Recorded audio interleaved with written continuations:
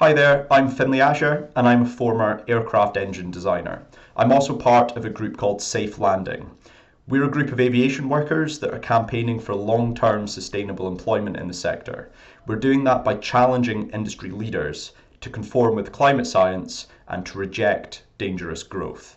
Now, I was interviewed and I contributed to Stay Grounded's guide for engaging with aviation workers and trade unions. And I think this is a really important first step.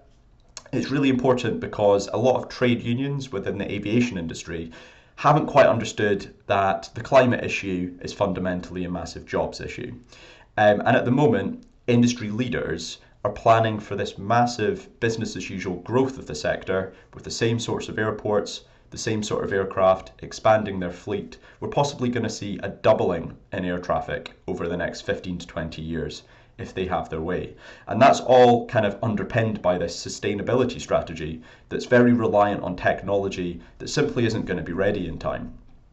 This is going to mean that we're potentially heading for a massive industry crash where we've spent so much money on airports and aircraft in their current configuration, and it's simply not what we need to travel in the future. Because fundamentally, we need to completely redesign the way we travel, and that includes air travel. Now, there's lots of jobs in that, reconfiguring airports, airlines, engineering, research and development, acceleration of technology, but none of that's going to happen without policies. And at the moment, we're completely ignoring those, and industry leaders are sticking their heads in the sand.